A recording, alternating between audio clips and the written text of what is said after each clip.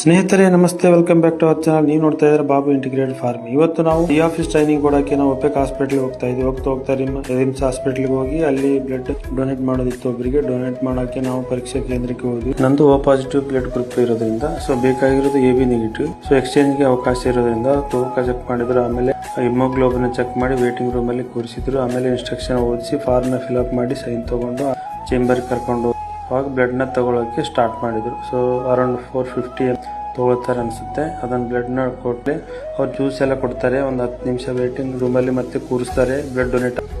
ಯಾಕಂದ್ರೆ ರೆಸ್ಟ್ ಮಾಡಿ ಆಮೇಲೆ ಚಕ್ಕರ್ ಏನಾದ್ರು ಬಂದ್ರೆ ಹೇಳಿ ಅಂತ. ಬ್ಲಡ್ ಡೊನೇಟ್ ಮಾಡೋದ್ರಿಂದ ಹೊಸ ಸೆಲ್ಸ್ ಉತ್ಪತ್ತಿ ಆಗುತ್ತೆ. ನೀವು ಕೈ ಜೋಡಿಸಿ ಮತ್ತೆ ಜೀವ ಉಳಿಸಿ. ನೆಕ್ಸ್ಟ್ ನಾವು ಒಪೆಕ್ ಆಸ್ಪತ್ರೆಗೆ ಟ್ರೈನಿಂಗ್ ಹೊರಡ್ತಾ ಇದ್ವಿ. ಹೋಗ್ತಾ ದಾರಿಯಲ್ಲಿ ಬೇರೆ ಬೇರೆ ಇಲಾಖೆಗಳು ಬೇರೆ ಬೇರೆ ಆಫೀಸ್ಗಳನ್ನ ನೋಡಿ ಒಪೆಕ್ ಹಾಸ್ಪಿಟಲ್ಗೆ ರೀಚ್ ಆಗಿ ಪಾರ್ಕ್ ಮಾಡಿ ರಾಜೀವ್ ಗಾಂಧಿ ಸ್ಟ್ಯಾಚ್ಯೂ ನೋಡ್ಕೊಂಡು ಹಾಸ್ಪಿಟಲ್ ಒಳಗೆ ಹೋಗಿ ನಮ್ಮ ತರಬೇತಿಯನ್ನು ಸ್ಟಾರ್ಟ್ ಮಾಡಿ ತರಬೇತಿಯನ್ನು ಕಂಪ್ಲೀಟ್ ಮಾಡಿ. ಸ್ನೇಹಿತರೆ, ವಿಡಿಯೋ ಇಷ್ಟ ಆದ್ರೆ ಲೈಕ್ ಮಾಡಿ, ಶೇರ್ ಮಾಡಿ, ಫಾಲೋ ಮಾಡಿ. ಧನ್ಯವಾದಗಳು.